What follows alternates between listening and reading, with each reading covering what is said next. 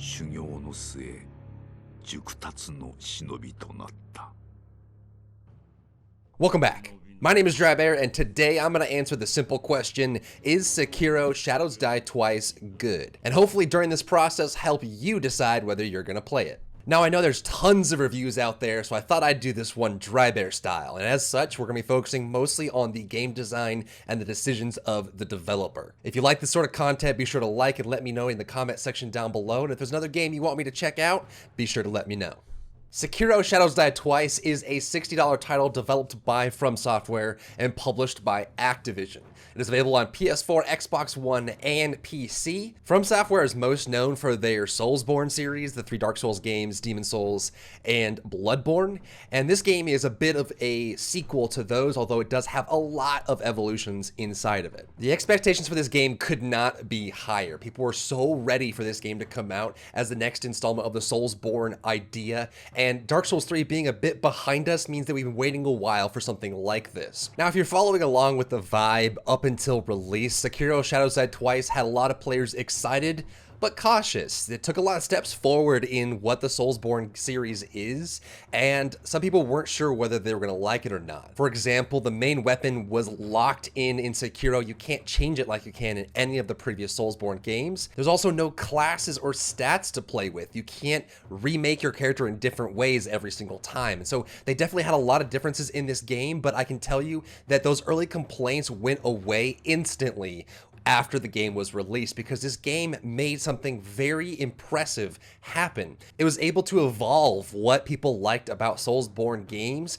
and include what people like about other games as well. And I can tell you as a developer, this is a very challenging task to accomplish. Looking at social media or watching streams, there are a lot of complaints now about the difficulty in the game being too high and a lack of easy mode. And what's rather interesting about this feedback is this is the calling card for Soulsborne games. They're hard. They take you a long time. They challenge you as a player and as a thinker, and they make you try new ways to overcome challenges. So the fact that people are complaining about the difficulty or the lack of easy mode tells me one major boon for the game, and that is it's capturing new audiences. It means that people that aren't die-hard Soulsborne fans are checking this game out and trying it, and that's awesome. That means that it's reaching new people, and the overall gaming sphere for these kind of games is growing. As a product, Sekiro is doing well. Activision reported that in the first 10 days, they saw 2 million copies sold on all platforms. 2 million sales on a $60 title like this probably doesn't recoup everything they've spent on marketing and promotion and development, but it is a good sign for the publishers and developers that they were able to get so many sales so quickly. So hopefully over the coming months, we start to see that number increase and go up. The game is also critically acclaimed, and a lot of players that purchase it are very happy with their purchase, which means that they're likely to make a lot on DLCs and additional content in the future. So let's deep dive into the game design and figure out what it is about Sekiro that makes it so successful. In Soulsborne games, you're expected to usually read enemy attacks and dodge or block and be able to respond in kind. It was actually very much like the Monster Hunter series, where you are locked into long animations, and it's more about deciding when the right moment is to strike to make sure you're not vulnerable and left open to attack. But Sekiro kind of flipped that on its head a little bit. It added in a lot more mobility, aerial combat, and being able to stand and fight against humanoid enemies that previously in the Soulsborne series didn't have that much of. They also seamlessly integrated a grapple, ledge hang and climb, and wall jump into the game, as well as large leaps that allow you to jump away from combat and use air in ways that you never could before. Put all together and you actually start to feel pretty much like a ninja. Not only that, but they added in stealth mechanics, which you see a lot in RPG games and story games. And using this stealth mechanic is actually very rewarding, and it's a great way for players who aren't as skilled at combat to play the game in a very different way. Another controversial one as well is they got rid of stamina actually and replaced it with a system called posture. Now, I thoroughly enjoyed this replacement. What this does is it means that a lot of the combat relies on your ability to counter the enemy and play properly, not necessarily watch your stamina bar to run out. Usually with stamina bars in games like Soulsborne or Zelda or any of these other titles, you're looking at the amount of time you can stay in combat is how long you're fighting for, not how good you're playing.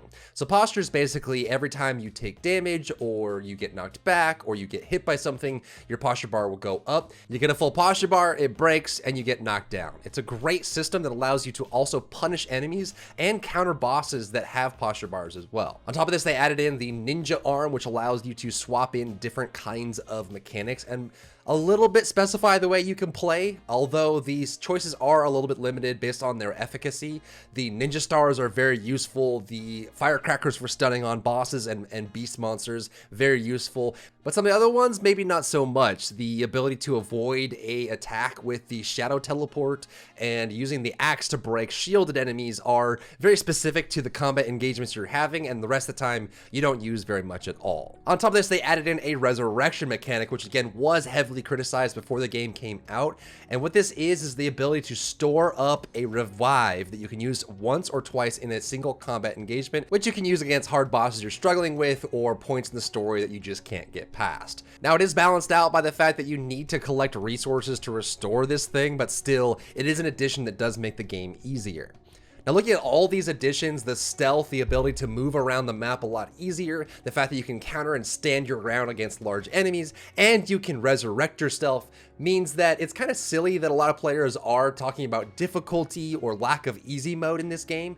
And again, reinforces the fact that the people that are complaining about that are most likely fans of other game series and are coming in new to Soulsborne, not having known what these are, because these are great mechanics that allow you to overcome weaknesses in your play in different ways, and also as you skill up, you can utilize these to great effect. Jumping into conveyance and overall game design, this game is really well made in this front. There are strong audio cues telling you when an attack is about to land. Whether you're about to get hit from the side or a different direction, someone's above you or below you. Generally, overall, the game audio design is very good and will help you play. So play with a headset. If you are playing on console, it will make a big difference. Not only that, but they also did add visual tells very cleanly for the new rock, paper, scissors style combat, sweep, thrust, and grab. For play life, you're looking at least 40 plus hours. The better you are, the closer to 40 it will be, but I think most people are rounding out at about 55 to 70 on their first playthrough, which is fantastic for $60. If you think about it, if you're willing to spend $10 to $15 for a 2-hour movie, $60 for 40 plus hours of gameplay is huge. However, the changes they made in Sekiro kind of suck for replayability. They removed classes, they don't have stats that you can change and play around with, and you can't change your main weapon. Now, I think this could have been offset if the ninja weapons were actually more viable in situations across the game rather than more specific. Honestly, there's only a couple of the ninja arm replacements that you can use to kind of switch up your gameplay. Other than that, they all have specific purposes. That and the combat arts is additive. It's not really the core combat experience. You're still going to be using the katana no matter what, and the combat arts and the ninja arm are both limited in uses, so neither can really be switched up enough to change your gameplay drastically. And so this game is played almost the same way every single time. You can do fun little games like I won't block this time, or I'm going to be more stealthy versus more combat oriented, but it doesn't have the same replayability that the previous games had. And this actually turned out to be a negative for me. When I went for New Game Plus, I was ready to go, but I didn't have the same feeling of, oh, let me try dark magic this time, or maybe I'll try two-handed strength instead of dexterity, or maybe I'll try a luck build with bleeds this time. It doesn't have the same replayability, although overall the game is very polished. Moving on to levels and environment. When a level designer talks about the word flow, they mean the natural affordance of the level itself guiding you in specific directions. When a level has really good flow, it means that you never really have to think about where you're going, because the way the level is laid out kind of guides you to where you're supposed to go anyway. And the flow issues you ran into in previous games have pretty drastically been improved in Sekiro Shadows Die Twice. There's only a couple times in this game where I felt like I didn't know where I was supposed to go, and there wasn't anything telling me where I was supposed to go next. There's a lot of times where smoke signals were guiding the way, or NPCs would remind you of specific directions.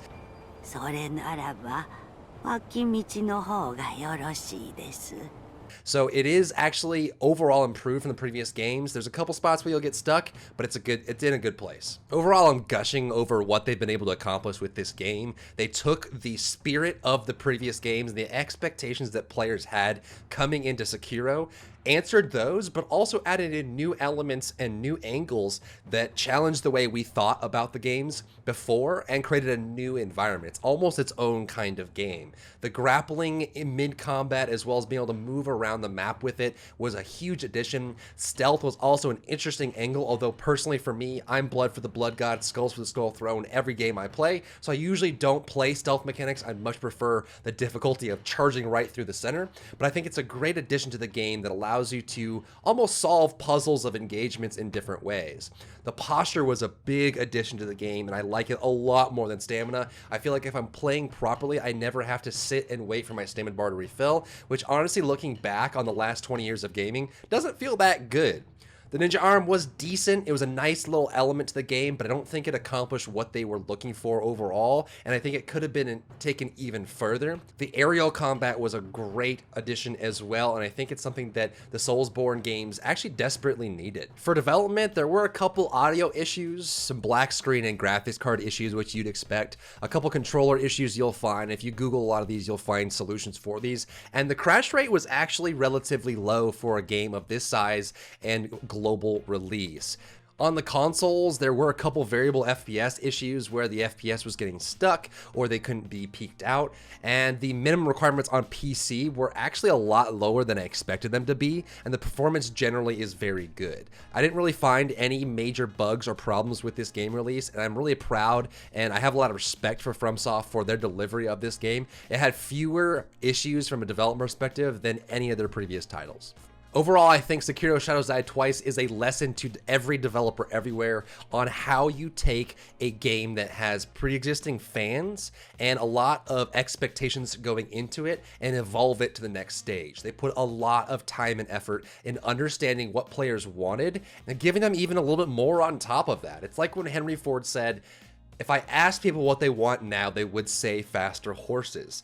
I think the longevity of the game has been hurt by the removal of classes, stats, and the weapon change swap mechanic, and I would love to, in future DLCs or expansions of content, see different classes or playstyles introduced that allow you to actually change the way you play. So I think for a first playthrough, this game is fantastic. It's definitely worth the purchase and worth the time if it's something that interests you. And to answer the question, is it good? I would say definitely this game is good, but I don't see this being replayed as much as the previous Souls game or Bloodborne because it just doesn't have the same level of depth, but it does have the polish and experience, and I will definitely remember my first playthrough of Sekiro Shadows Die Twice for a long time.